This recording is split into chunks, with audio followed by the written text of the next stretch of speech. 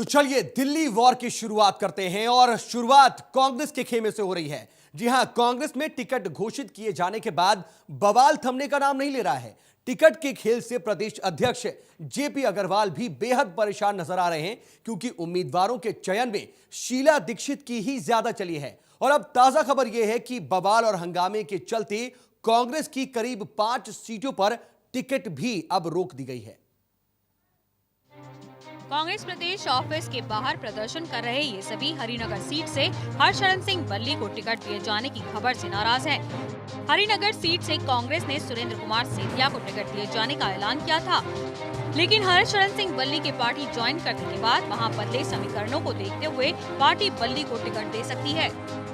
माना ये भी जा रहा है कि कांग्रेस पार्टी में जारी बवाल के बाद घोषित 55 नामों में से 5 नाम अभी रोक दिए गए हैं। किरारी सीट से अमित मलिक, मुंडका सीट से डॉक्टर नरेश, कस्तूरबा नगर सीट से मौजूदा विधायक नीरज बसोया और हरिनगर से सुरेंद्र कुमार सेठिया के साथ गोकुलपुरी से बलजोर सिंह के नाम को फिलहाल होल्ड कर दिया गया है। संगठन में जारी बवाल से पार पा लेने के बाद ही कांग्रेस इन सीटों पर अपने उम्मीदवार घोषित करेगी। टोटल न्यूज के लिए दिल्ली से तरुण काबरा की रिपोर्ट। इधर कांग्रेस में टिकट को लेकर घमासान मचा हुआ है, तो दिल्ली बीजेपी 7 और सीटों पर उम्मीदवारों का ऐलान करने के बाद भी राहत की सांस महसूस कर रही है, लेकिन एक सीट पर फंस गई है। अब भी लगातार फांस बरकरार है। नांगलोई जाट पर उम्मीदवार के नाम का ऐलान अब तक नहीं हुआ है। वैसे ये सीट बीजेपी रूठों को मनाने के लिए इस्तेमाल कर सकती है। बीजेपी की 2 लिस्ट और अकाली की 4 सीटों को मिलाकर 69 सीटों पर उम्मीदवार तय है। ये रणबांकुरे पार्टी को जीत दिलाने के लिए जी तोड़ मेहनत का दावा कर रहे हैं। पार्टी की जो जिम्मेदारी इन उम्मीदवारों को दी गई है, उसे निभाने के लिए ये 69 उम्मीदवार तैयार हैं। लेकिन एक और योद्धा कौन होगा, ये सवाल अब भी अपना जवाब बीजेपी खेमे में ढूंढ रहा है। बची हुई एक सीट नांगलोई जाट की, यहाँ से उम्मीदवार को लेकर पार्टी अब तक फैसला नहीं कर पाई। हालांकि इस सीट से नरेंद्र बिंदल या सुरेंद्र मोहन पांडे को लेकर चर्चाओं का बाजार गर्म है। वहीं दूसरी तरफ इस बात की भी चर्चा हो रही है कि बीजेपी पार्टी से नाराज चल रहे महापौर मास्टर आजाद सिंह को मनाने के लिए मुंडका सीट उनकी झोली में डाल सकती है। इस हालत में मुंडका से उतारे गए कैंडिडेट मनोज शौकीन को नांगलोई जाट शिफ्ट किया जा सकता है। सीटों की अदला बदली को लेकर पार्टी के बड़े नेताओं के बीच मंथन जारी। मंथन के बाद भी पार्टी अभी तक किसी अंतिम फैसले पर नहीं पहुंच पाई है। वैसे इस सीट को लेकर मंथन इसलिए भी ज्यादा हो रहा है क्योंकि ये सीट पिछले चुनाव में बीजेपी की पहुंच से दूर थी। इस सीट पर कांग्रेस का कब्जा था। ऐसे में अपने खाते में ये सीट लाना बीजेपी की बड़ी उपलब्धि हो सकती है। ऐसे में सही उम्मीदवार को उतारकर जीत हासिल करने का ये दांव बीजेपी को खेलना है और इसके लिए चर्चा और मंथन का दौर जारी है। वैसे नामांकन भरने के दिन जल्द खत्म हो रहे हैं। ऐसे में बीजेपी को इस बची एक सीट पर उम्मीदवार का ऐलान जल्द करना होगा। Baidyanath Jha, total news, Delhi. और इधर बीजेपी के उम्मीदवारों की लिस्ट आने के बाद लगातार बीजेपी के कई नेता बागी तेवर दिखा रहे हैं। शाहदरा विधानसभा सीट की बात की जाए तो बीजेपी गठबंधन अकाली दल के खाते में जाने और वहां से जितेंद्र सिंह शंटी को टिकट दिए जाने से शाहदरा बीजेपी के नेता अभी तक नाराज हैं। बीजेपी में बगावत के सुर थमने का नाम नहीं ले रहे हैं। बल्ली के बाद अब शाहदरा विधानसभा क्षेत्र के बीजेपी नेताओं ने बगावत करने का मन बना लिया है। यहाँ के नेता अकाली दल के नेता जितेंद्र सिंह शंटी को टिकट देने से नाराज हैं। इन लोगों का मानना है कि शंटी लगातार बीजेपी नेताओं की अनदेखी करते आए। इनका मानना है कि शाहदरा सीट से शंटी का नाम आने से शाहदरा के बीजेपी नेताओं का मनोबल गिरा है। इसीलिए अब इलाके के नेताओं ने तय कर लिया है कि वो शंटी के लिए प्रचार नहीं करेंगे। और 2007 में निगम पार्षद के चुनाव में इसने इसी ढंग से इंडिपेंडेंट खड़े होकर हमारे कैंडिडेट को हराने में योगदान दिया। ऐसे व्यक्ति को जो 2 बार इंडिपेंडेंट खड़ा होकर पार्टी को नुकसान पहुंचा चुका हो, उसको फिर अगले 3 चुनाव में रिपीट करना ये गले नहीं उतरता। शाहदरा बीजेपी नेताओं ने आरोप लगाया है कि शंटी बीजेपी के दिशा निर्देशों का पालन नहीं करते। देखिए, मेरा बहुत सीधा, मैंने पार्टी के अधिकारियों को कह दिया है कि मैं ठीक है जिले का अध्यक्ष हूँ, मैं इस विधानसभा में काम नहीं करूंगा। बाकी इस जिले की जितनी विधानसभा हैं उसमें पार्टी जो भी मेरी ड्यूटी लगाएगी मैं वहाँ निश्चित रूप से काम करूंगा और पार्टी को विजयी बनाने का पूरा प्रयास करूंगा। दिल्ली विधानसभा के लिए उम्मीदवारों के नामों का ऐलान होने के बाद से लगातार बीजेपी में विरोध के सुर उठ रहे हैं, जो बीजेपी के लिए बड़ी समस्या बन रहे हैं। बीजेपी को डर है कि कहीं बगावत की आग उसके दिल्ली की सत्ता पाने के ख्वाब को ही न जला दे। कैमरामैन परमानंद के साथ सुशांत मेहरा, टोटल न्यूज, दिल्ली। तो बगावत अपने चरम पर नजर आ रही है, लेकिन इस बीच प्रचार के भी नए नए तरीके अपनाए जा रहे हैं। दिल्ली बीजेपी ने वोटरों को जोड़ने के लिए अब एक बार फिर पदयात्रा अभियान शुरू की है। विजय गोयल ने इसकी शुरुआत मॉडल टाउन इलाके से की और दिल्ली को बदलने का दावा किया। इस अभियान के तहत गोयल अलग अलग विधानसभाओं की झुग्गी झोपड़ियों में जाएंगे। जाहिर है कि नजर उस वोट बैंक पर है जो कि कांग्रेस का माना जाता है। बदलेगी दिल्ली और फिर उसके बाद बदलेगा भारत। नरेंद्र मोदी जी ने जो विकास का मॉडल दिया है उसको हम पूरा करेंगे दिल्ली के अंदर। सुना आपने, गोयल जी क्या दावा कर रहे हैं। प्रदेश बीजेपी के मुखिया जी दिल्ली को बदलने की बात कर रहे हैं। दरअसल बीजेपी ने कांग्रेस के वोट बैंक पर सेंध लगाने के लिए पद यात्राओं की एक पूरी सीरीज तैयार की है और इसकी शुरुआत गोयल ने मॉडल टाउन विधानसभा के लालबाग से की है। सीरीज भले ही नहीं हो, लेकिन गोयल साहब दिल्ली की जनता को नई बोतल में पुरानी शराब ही परोस रहे हैं। मतलब सीरीज नई है, लेकिन तौर तरीके और मुद्दे वही पुराने हैं। अब आप समझ रहे हो, विजय गोयल सड़कों पे उतर गया है तो मुद्दा दोबारा से जिंदा हो गया है। पूरी दिल्ली के अंदर पदयात्राएं करूंगा और झुग्गी झोंपड़ी में करूंगा, जिसको सबसे ज्यादा कांग्रेस की सरकार ने 15 साल के अंदर धोखा दिया है। ना उनके लिए फ्लैट बनाए, ना उनके लिए कोई राशन उपलब्ध कराया, ना उनके लिए मिट्टी का तेल है और ना ही उनके लिए गैस है। बिजली और पानी महंगी है। इन सब इश्यू के ऊपर मेरी पदयात्रा हो रही है। गोयल बिजली, पानी और महंगाई के दम पर दिल्ली बदलने का दावा कर रहे हैं, तो उधर CM in waiting doctor Harshvardhan ऐतिहासिक जीत का दम भर रहे हैं। हमें पदयात्रा के लिए आए हैं और अशोक गोयल जी हमारे यहाँ पर उम्मीदवार हैं और सारे दिल्ली में इसी तरह से व्यापक समर्थन मिल रहा है हमारी पार्टी को और आप देखेंगे कि ऐतिहासिक विजय होगी दिल्ली के अंदर भारतीय जनता पार्टी की। माना जाता है कि स्लम वोट बैंक ज्यादातर कांग्रेस को पसंद करता है। आम आदमी पार्टी भी चुनावी मैदान में उतरने के बाद से स्लम पर संजीदा नजर आ रही है। यही वजह है बीजेपी इनकी अनदेखी का रिस्क नहीं लेना चाहती। टोटल न्यूज के लिए कैमरा पर्सन कपिल बेदी के साथ बैद्यनाथ झा की रिपोर्ट। तो पदयात्रा के जरिए जनाधार बढ़ाने की कोशिश की जा रही है। पदयात्रा के दौरान विजय गोयल मॉडल टाउन के लालबाग इलाके के झुग्गी झोपड़ी में पहुंचे और लोगों से बीजेपी को वोट देने की अपील की। इस दौरान उनसे खास बातचीत की टोटल न्यूज संवाददाता बैद्यनाथ झा ने। विजय गोयल यहाँ से पद यात्रा शुरू कर रहे हैं, लेकिन आप मेरे पीछे देख सकते हैं किस तरह से यहाँ पर जो लोग हैं उनके खिलाफ नारे लगा रहे हैं। आखिर क्यों ये नाराजगी क्या है, आइए इनसे जानते हैं। आप लोग क्यों नारे लगा रहे हैं? नारे लगा रहे हैं? नारे इसलिए लगा रहे हैं जी कि भारतीय जनता पार्टी का जो कैंडिडेट आया अशोक गोयल देवराहा, वो हमारे एरिया से बहुत दूर है, पीरतमपुरा का है और हम 15 साल से यहाँ पे चुनाव हार रहे हैं। और हमारे बीच में माननीय विजय गोयल जी और प्रीति गोयल जी ने बोला था, पहले 3 महीने पहले आश्वासन दिया था कि हम यहाँ से चुनाव लड़ेंगे जी। हमें समझ में था जी। इसके बाद में यहाँ पे 3 काउंसलर जो 2 बार के जीते हुए, एक काउंसलर जो 1 बार का जीता हुआ है, प्लस में इतने सारी पार्टी के कार्यकर्ता हैं, पुराने हैं। इसमें किसी को पार्टी के कार्यकर्ता को टिकट देनी चाहिए थी जी। इन्होंने किसी को ना दे करके कल कांग्रेस के विधायक आए और यहाँ पर बोला है कि तुम लोग क्यों हवा में हो, जब जो मैं चाहता हूँ वही होता है। इस बार भी मैं बीजेपी का टिकट खरीद करके दिया हूँ बारी कैंडिडेट के, जो कि मुझे थाली में परोस को मिला है जी। तो इससे हमारे अंदर उबाल है। एक कांग्रेस का प्रत्याशी 3 बार से हमें मतलब दोष दे रहा और इस बार भी कह रहा है कि मैंने विजय गोयल को पैसे दिए और कैंडिडेट बाहर से ला करके दिया हूँ। कहीं ना कहीं नाराजगी इस बात को लेकर है कि टिकट जो है जिसको मिलना चाहिए उसको नहीं मिला। क्या क्या क्या क्या हमारे सबको राय ये है कि हम दूसरे क्षेत्र में नहीं जा सकते हैं। हमारे क्षेत्र का कैंडिडेट चाहिए कि तो विजय गोयल खुद आ जाए और नहीं तो राज खुराना जी का टिकट दे दे। हमें अगर साइन कराना होगा तो हम पीरतमपुरा जाएंगे। अगर हमारे और ऐसा कैंडिडेट के हाथ में टिकट बेचा है जो कि 4 करोड़ में विजय गोयल टिकट बेचा है, जो कि उसको 10 वोट लालबाग से नहीं। आप क्या हमें बस राज खुराना है कि कोई वोट देना है और कुछ नहीं चाहिए, बस राज खुराना। कुल मिलाकर नाराजगी है लोगों में, कहीं ना कहीं गुस्सा है कि जिस तरह से टिकट मिला है, टिकट को लेकर यहाँ पर भी नाराजगी है। और यही कारण है कि गोयल के खिलाफ जो है ये नारे लग रहे हैं ठीक उससे पहले जब यहाँ पे वो पदयात्रा की शुरुआत करने वाले हैं। कैमरापर्सन कपिल के साथ बैजनाथ झा, टोटल न्यूज, दिल्ली।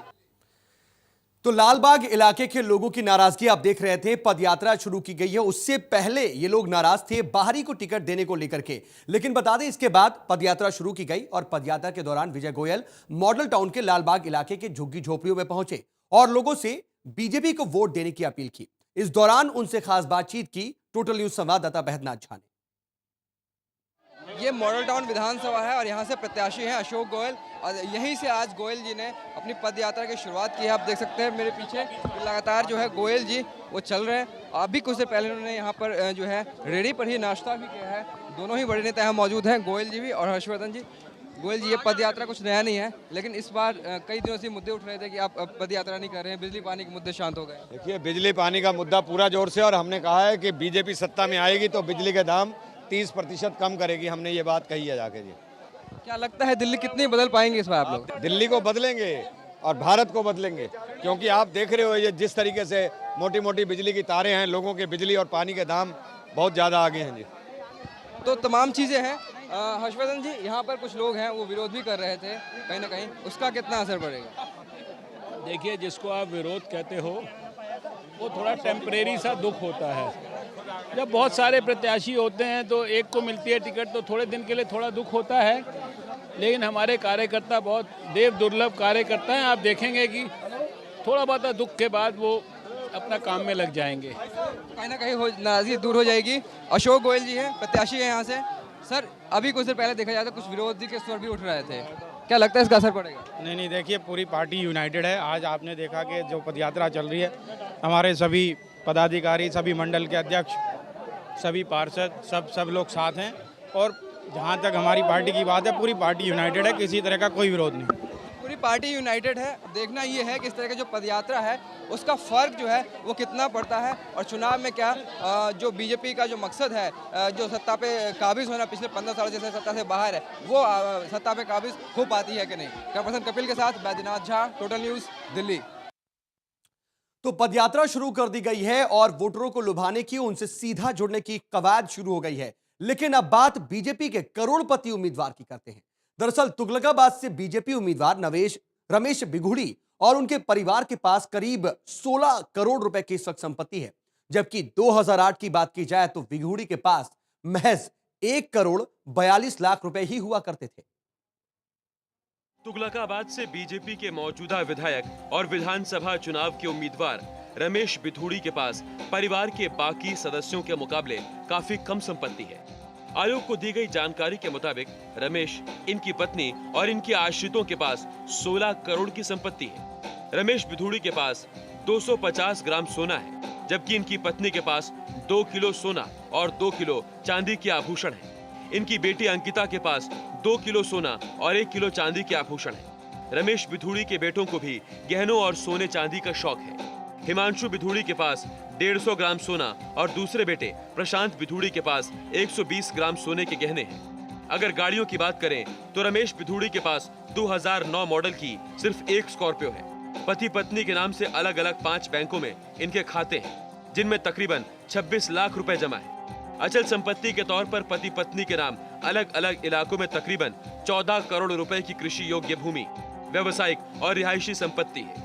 यानी कुल मिलाकर रमेश बिधूड़ी और उनके परिवार के पास मौजूदा वक्त में 15 करोड़ 87 लाख 58,740 रुपए की संपत्ति है, जबकि 2008 में बिधूड़ी और उनके परिवार के पास 1 करोड़ 42 लाख 72,101 रुपए की संपत्ति थी। यानी 5 साल में कई गुना का इजाफा। Bureau report, total news. चलिए दिल्ली वॉर में बढ़ते हैं आगे और अब बात करते हैं पार्टियों के दोहरे चरित्र की। दरअसल चुनाव में राजनीतिक पार्टियां दागियों को टिकट ना देने की बात करती हैं, लेकिन जब चुनाव आते हैं तो पार्टियों की यह दलील पीछे छूट जाती है और चुनाव में जीत हासिल करना ही पहली प्राथमिकता बन जाती है। ऐसा ही देखने को मिल रहा है इस बार भी दिल्ली विधानसभा चुनाव में, जहां सभी पार्टियों ने दागियों को टिकट दिए हैं। टिकट पाने वालों में दिल्ली की सीएम शीला दीक्षित का भी नाम है। पार्टी की साफ सुथरी छवि को सामने रखने और दागियों से परहेज करने के दावे उस वक्त खोखले हो जाते हैं जब पार्टी जीत की राह आसान करने के लिए इन्हीं दागियों को गले लगाती है और इन दागियों से ही पार्टियों की जीत की उम्मीद बंधी होती है। दिल्ली में जब चुनावी सरगर्मी अंगड़ाई ले रही थी तो इसी अंगड़ाई में नई नवेली आम आदमी पार्टी ने भी अपनी दावेदारी पेश की।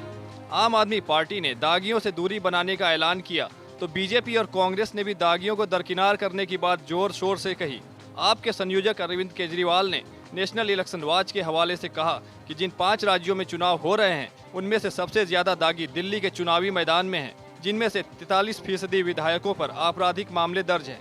इन दागी विधायकों में 38% कांग्रेस के तो 46% बीजेपी के विधायक हैं, जिन पर आपराधिक मामले दर्ज हैं। केजरीवाल के इस वार के बाद कांग्रेस युवराज राहुल गांधी ने भी पार्टी को दागियों से दूरी बनाने के निर्देश दिए, लेकिन विधानसभा चुनाव में टिकट पाने वालों की फहरिस्त में सभी दलों में दागियों ने भी अपना दबदबा दिखाया।